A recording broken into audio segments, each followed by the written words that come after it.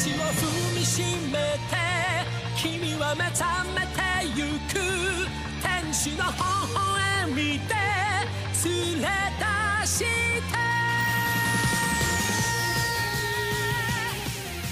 Hey, hi, hello. Welcome back to the HBO Boys podcast. This is one of your local boys, Ryan, doing a solo show for Hunter x Hunter. This is Season 1, Episode 6, A Surprising Challenge. As I mentioned before, I am only one of your two HBO boys.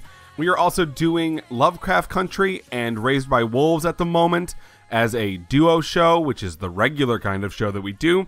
But every once in a while, we step outside the bounds. Outside of our comfort zones, if you will. And I will, personally. To do a solo show, and I am doing one right now about Hunter x Hunter because, it was less than a half hour. And also, by the way, at this point, I like it. I like it a lot. I'm doing these podcasts faster. They're being put up once a week, but I'm putting them in the bank pretty quickly because I always want to record a show so I can watch the next one. Because I firmly believe if I watch the next one before a show that I've already recorded and written and need to do, like if I watch 7 before I record 6, I'm gonna ruin my perspective. And apparently my perspective is incredibly precious to me. Don't know why. Somehow it's a rule I made up in my head. You know those rules you just make up for yourself that if you told out loud to anyone else, like I'm doing right now, they'd be like, okay, bud. It sounds like something that's very possible. And you're overthinking this one, but, you do you. You do you, bud. But anyway, a surprising challenge, which the summary goes like this. After a scuffle with Hisaka, the psycho magician who murders people with a goddamn playing card, Gon and his friends are able to safely make it to the site for the second phase of the exam. The examiners for the second phase are Menchi and Bahura. I think that's how you say those names. Their task is a cooking test. The applicants struggle to create a dish that satisfies the gourmet hunter Menchi. Will anyone be able to make something that satisfies Menchi? ? I don't know who wrote that summary, but he said the word Menchi too many times. They mentioned the word Menchi too many times. Got him. As this episode started, and I was watching the intro, I noticed that the Apatosaur bro from last episode is the first strange beast that comes up, although this version doesn't have all the strawberries, which is a very weird sentence, but you can never say I don't update you on the goings-on of the show as we all learn it slowly but surely. Although, if you're part of the crowd who has already watched this show, and you're just here to listen to a anime novice, a Hunter x Hunter beginner, go through the show, I welcome you as well, that strawberry bro back there. You know lots about that Apatosauri, perhaps, or none at all. I don't know. I don't know what y'all know. You know so much more than me about this show. That's the conceit of your listening to this podcast, I assume. Or it can't be that you like me. Wow, Ryan. Okay?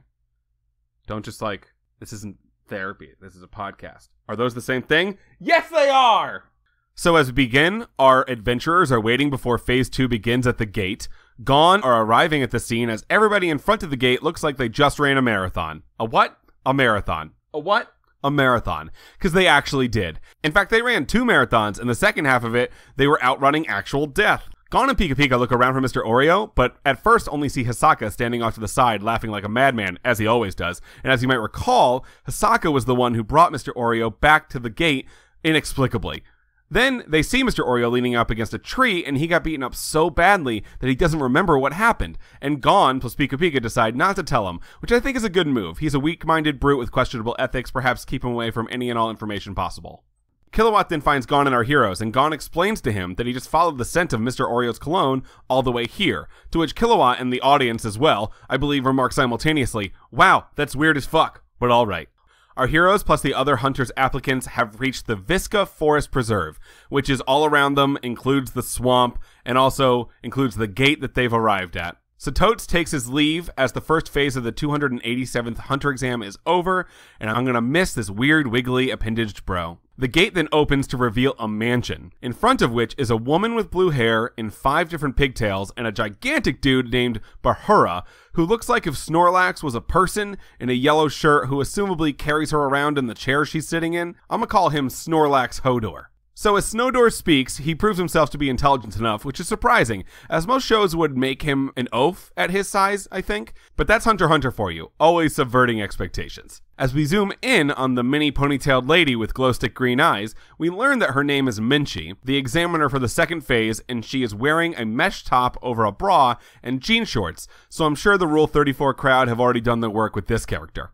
Snowdor, who is the second examiner for the second phase of the 287th Hunter exam, mentions that he is famished, and that ends up being the second exam, cooking for Snowdor and Menchie, who are apparently quote-unquote gourmet hunters. I wonder if this phase will have as many deaths.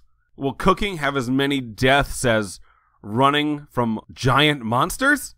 I hope so. Also, they're gourmet hunters, which brings up kinds of hunters once more. Kilowatt mentioned in an earlier episode that there are kinds, and the kinds of hunters that there are, the possibilities, is one of the only things that I haven't ruined for myself with over-researching for this show, so I'm intrigued to learn all of them one by one. Then some dudes in the crowd laugh at the notion that they must cook for their second exam portion.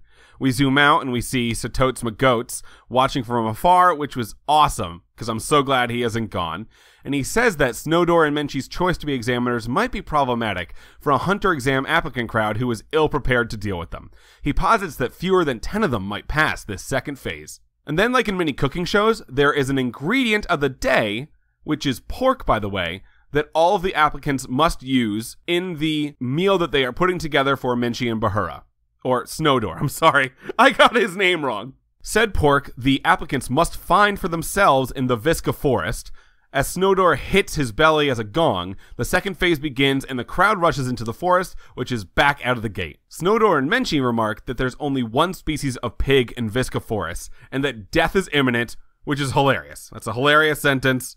I'm glad that a pig might kill somebody. We're all going in the same direction, which is right on. Let's go see some murder having to do with cooking. The species they were talking about is called the Great Stamp. It is the world's most ferocious pig, and here is what the internet has to say about them. Great Stamps are large pigs with pink skin, and they were black in the 1999 anime, which is a fun fact, and they have extremely powerful snouts. They have a pair of small pointed ears and short curling tails. Their teeth are sharp and pointed, which is great for crushing bones. Our heroes and the rest of the applicants run away from a Great Stamp stampede, which at that point their name is making a lot more sense. Hanzo tries to shuriken them to no avail. That doesn't make sense. That's Genji's job, not Hanzo's, but I'm going to let it slide. And then Toto, our hungry wrestler bro, throws a rock at them, but that doesn't even make a dent. Gon then tries to hit one with a fishing pole, which is dumb, and he fails. But to be fair, as he does so, the pig runs into a tree and is hit with an apple on the forehead, and that's when Gon learns that it's its weak spot, at which point all the applicants learn the secret at the same time and start bringing in full-ass pigs to start cooking on their spit roast after hitting them in the foreheads. Toto, the strong wrestler bro, is the first one to hand in his pig to Menchie and Snowdor, but his is overcooked, which is both true and a great yet intensely frustrating game on Nintendo Switch. Hanzo's is next, and he also doesn't pass because his is raw on the inside. It's important to know, Snowdor is passing all of them just because he's really hungry and likes food, but it's Menchie who is a tough critic and failing everyone without even trying to taste it.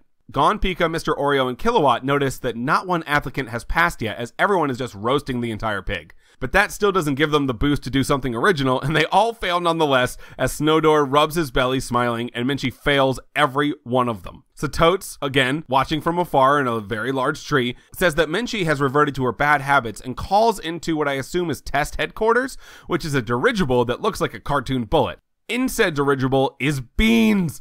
Beans is back! If you don't remember Beans, he's our little green Yoda with no ears, but he talks like in a normal cadence, unlike Yoda. He's just small and tiny and green. He's the best. Anyway, he's on the phone with Satotes, and he talks to the chairman about what they should do now, to which the chairman says he supposes it's time for a little outing. As we port back to the mansion, Hanzo says no matter how they cooked it, it was still going to be just pork, to which Menchie grabs him and says, if I hear any more crap from you, I'll shove my hand up your ass and knock your teeth out, which... I was not expecting that. I was not expecting anyone in any anime I ever watched to say a sentence like that. It was truly surprising. We are so spoiled with the quality and amount of entertainment we have these days that being surprised by a television show or a movie, I think, especially for me, doesn't happen very often. So when it does happen, it's such a gift. It's so cool. And she's saying she's gonna put her hand up his ass and fucking knock his teeth out. Like, God, that is fun. You're fun. Then Toto, the strong wrestler bro, which is a tough thing to say over and over again. I don't know why I made myself do this. I could have changed it at any time, but I chose not to. Tries to start up a mutiny, and when told better luck next year, turns red and rushes Menchie, to which Snowdor smacks the shit out of him and sends him flying a few hundred yards. And then Menchie says, "Hey, don't step into my battles for me, Snowdor." And Snowdor's like, "Listen, I know I shouldn't have, but I feel like if I didn't, you would have murdered him with all of the knives that you have." And it is revealed in that moment that she just has a shit ton of knives, and she's flipping them and shit. She's doing stuff with the knives that makes you think, oh, she's good with those. She's not a knife novice. She then explains that even though she's a gourmet hunter and her deal is eating food and gathering ingredients, she is a hunter after all, and all hunters are skilled in martial arts. So, like, don't fuck with me, idiots. You guys are so dumb. Don't be dumb. Here's the second phase of the goddamn hunter exam. Listen, Mr. Oreo, fucking listen, because this is important for you. Don't be dumb. I know that's going to be hard for you. Listen, I still have a lot against Mr. Oreo. He can suck it. They keep trying to redeem him for me, and I will not allow it to happen. Me slamming my desk, is that good for your guys' ears? Do you guys like that? I'm a fucking moron. Anyway, the Hunters Association shows up in their dirigible, and the head of the exam committee, Chairman Isaac Netero, drops from the sky doing a superhero landing.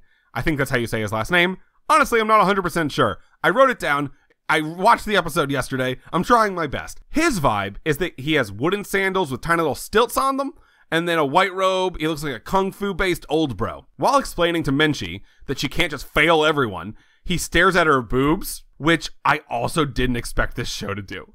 The show is great. And I know that it's weird that I say that right after the moment where an old chairman bro stares at a young woman's breasts, which he would be Me Too'd. Hashtag Me Too for sure. It's just it was just another surprising moment. Something I did not think at all was going to happen. I don't know. Did anyone see that old bro drop out of the dirigible and think he's a creep? And we're going to zoom in on a woman's chest he's staring at, who is his underling? I don't know. I just didn't. And also, like, he still seems like a good guy, but like, dude, look at her eyes. She has eyeballs. I don't know. It's, again, I was just surprised. It was funny. And not cool, Netero. Come on. Menchie then tries to resign as examiner, as she is embarrassed that she has reverted back to her angry ways. But Chairman Netero doesn't let her, and instead says the applicants must do another challenge that she herself must also participate in. She agrees and says that the next food on the menu is to be boiled eggs, and asks the chairman to take all the applicants plus her and Snowdor to Split Mountain. As described on the internet and in the show, Split Mountain is famous for its characteristic split in the middle that divides the mountain into two equal halves, and for its strong ascensional currents inside the split. Ascensional currents. It's also the home to the spider eagles. Disconcerting. Ominous. Other words that build their nests between the cliffs on the Split Mountain with their webs. Nest webs. Not supposed to be in the same sentence. Ascensional currents is a fancy way, by the way, of saying updraft. How dare the internet do this to me? Just say updraft. You don't have to say ascensional currents. Although, to be fair, TBF, it is fun to say. Everyone say ascensional currents. It kind of rolls off the tongue. That's fun. It is told to us that the eggs are commonly known as dream eggs. The chairman remarks this as Menchie jumps headfirst down the ravine split in the mountain and does some gymnastic shit on the webs. Then, as she feels a slight gust, she free falls, grabs an egg, and then lets the aforementioned ascensional currents bring her back up to the top.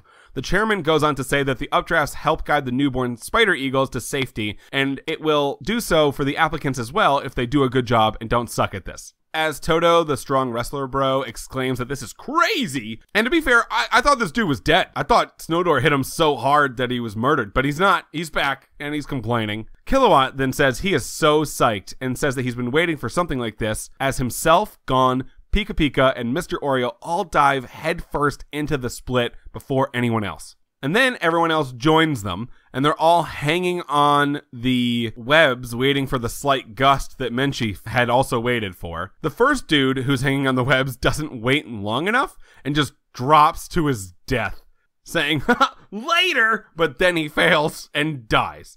And it was fucking hilarious. I died laughing. I don't know if you're supposed to... Just his hubris, his confidence that it was going to go well. Later, guys. It's just so stupid. I liked it so much. I don't know what that says about me, but we're all going to move on. Gon says that the next wind is going to come up any minute, at which point the rest of the applicants look at him like, oh, we should listen to this child. He seems confident. Then Gon literally smells the answer, lol, as the web they're all hanging on at the same time begins to break off the walls to add a little more suspense to the moment. A few more bros go before Gon says to, and the same thing happens. They fucking splat. That's, oh my god. On-screen deaths aren't supposed to make me laugh that hard. But I think it's just like a defense mechanism to the uncertainty and the surprise that I felt in that moment, which we will discuss a little bit more later at the end. I wrote a whole paragraph about it. I feel really great about it. Just as the web is about to snap, Gon yells, okay, now! And they all go for it, grab an egg, and get blown back up. They freeze frame at the top, and Gon is smiling and having a good time, which is really fun, and he's just still like a little boy looking for a neat adventure. I don't know. I wanted to live vicariously through him in that moment. Just an amount of dumb confidence in his skill and an ability to smile while also passing an exam with flying colors. I don't know if it's jealousy or envy. It's one of those that I felt in that moment. But also like joy, just like psyched for him. It's at this moment that Chairman Netero and Menchie look back at the crowd of people who won't jump, including Toto, the strong wrestler bro, and Menchie makes fun of them while Netero says, hey, don't make fun of them. Conceding takes courage too. Which is a goddamn good line. Have I mentioned that the show is great? It is. Okay, cool. The group then cooks up the eggs and eats them, remarking that they are much better than store-bought eggs. We see that the Rookie Crusher, the three dickhead Amori brothers, Hanzo, the Black Jester, and a dude they keep showing but I haven't met yet, I think, who I'll call Pink Hat Archer Guy, and the internet says name is Pockle, are all standing there in the crowd and still in the game, and they're eating their eggs. I've also definitely seen the character named Ponzo, but I haven't met her yet. The internet just told me that that person has a name, and I've definitely seen her. But I don't know where she is. She's standing somewhere. While looking up Pockle, I totally ruined a thing for myself, by the way. I now know who the green-suited bro is, you know, Hisaka's accomplice, but I'm not going to, like, tell y'all. I'm sure a lot of you know already. I'm going to keep it a secret. I just keep ruining things for myself while over-researching. The characters in this show experience a lot of hubris, and so do I on the internet. Gon then offers Toto his egg, which makes Menchie look on over at, and she favors the dialogue between Gon and Toto in that moment. And then she walks over to them as Toto remarks that it is delicious. And Menchie says that the joy of finding something delicious is the feeling that the gourmet hunters risk their lives for every day. At that moment, Toto concedes to Menchie and says that he'll be back next year. And then a wild narrator appears. You guys don't even know how much I shake to do that voice. I'm like... The applicants have learned a valuable lesson. Whether Blacklist or Gourmet, no one comes by the title of Hunter easily. I will remind everyone that Blacklist means bounty hunter. It's the Mandalorian, basically. And the show is educational as much as it is fun. And by the show, I mean this podcast. The narrator goes on to say that there are only 42 candidates left, which I desperately hope is a Hitchhiker's Guide to the Galaxy reference. And now here's the paragraph I was talking about earlier. This show continues to be surprising multiple times in every episode. Something will happen that I would not have ever thought or even ventured to imagine was going to happen. The cringing lines, there are some cringe lord lines for sure, but they're balanced out by moments of brilliant writing, and Mr. Oreo is speaking a lot less these days, which makes him less annoying. Plus, I think the part of this show that is the best is that there are on-screen deaths, and they're both disturbing and hilarious at the same time. I swear to God, man, those dudes who fell into the pit and screamed all the way down dying, I know that it was probably not supposed to be a comedic moment, but holy shit, man. Sometimes the best way to respond to surprise is to laugh, and I hope that this show keeps doing that to me. As much as I have an incredible amount of nostalgia for Dragon Ball Z and Pokemon, Both of those shows never had any moments like when the chairman zoomed in on Menchie's boobs and also a bunch of dudes just fell down a fucking hole and died. That's some special shit, man. Not every show takes that kind of swing. Not every show pulls it off, and not every show sticks that landing. And this is a special show so far. And I just want to keep watching it. I want to keep doing these episodes so I can keep watching it very quickly. I would be binging this. I would have watched 20 to 30 episodes if it wasn't for this podcast I was doing about it. I'm not like blaming you guys. I'm blaming myself, okay? Everything's fine. So yeah, that was episode 6. Episode 7 is called Showdown on the Airship. They're going to be on the dirigible, and they're going to be, I don't know, having some sort of adventure. Hisaka in a encapsulated place. I look forward to seeing that. That seems like it might go poorly. I wonder if Gon has ever been on anything that flies before. Probably not, right? He lived on an island his entire life, all 12 years of it. Anyway, I'm just excited that this episode of this podcast is over so I can go watch the next episode. That's what I'm going to go do right now. Thanks, guys, so much. Oh, my God, I didn't do Patreon in the beginning. I'm such a fool. Patreon.com/HBO Boys, boys with a Z. Please go give $1 or more a month. You get this podcast, particularly the Hunter x Hunter one, a week beforehand at the very least on the Patreon. You get a bunch of bonus content that James and I put together. It's the only way that we make money. We don't do ads on the show. We would, to be honest with you, but no one has offered. So again, that's patreon.com/HBO Boys. Boys with a Z. Go head on over there. It's just $1. Come on. I say that too much. I say a lot of things too much. I'm a very self-critical. But it's like in a confident way. Masking insecurities. Anyway, you guys and gals are super dope. And thank you so much for listening to this thing. And I'll see you next time. Okay, bye.